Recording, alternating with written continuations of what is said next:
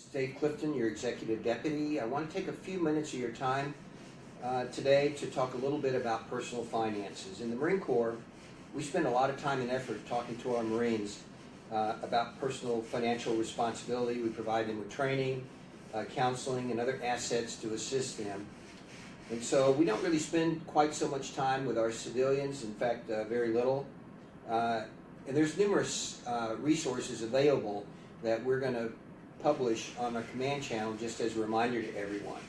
But what caused me to think about this was the recent 30-day plus government shutdown that affected over 800,000 federal workers who in many cases were not able to financially weather even missing one paycheck, not to mention two or more.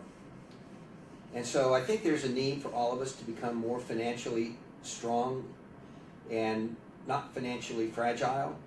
And I think that the shutdown can be a wake-up call to all of us for the need to have emergency funds, not only for purposes of a government shutdown, but any other number of potential disruptions that could occur. And I think for all of us, we can always remember the old Boy Scout motto that says, be prepared. Some of the statistics, I think, are relevant for us when we're thinking about this.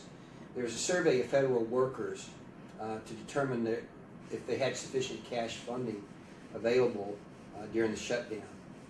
41% of the respondents said no, they didn't, and some of the things that they did to try to get themselves through the shutdown were interesting. 17% were required to take out a loan. 19% dipped into retirement savings. 13% applied for a new credit card in order to get through the shutdown. 22% borrowed from other family members. 4% cashed out on home equity. And 3% used crowdfunding sites. The bottom line is that the shutdown showed the importance for everyone, including federal workers as well as contractors, to build up an emergency fund for times that are not so good. An emergency fund is a good personal practice, and that account should be quickly accessible to you for these unexpected times of financial need, and it serves as a good cushion against the potential for future missed paychecks or other unexpected higher than normal expenses.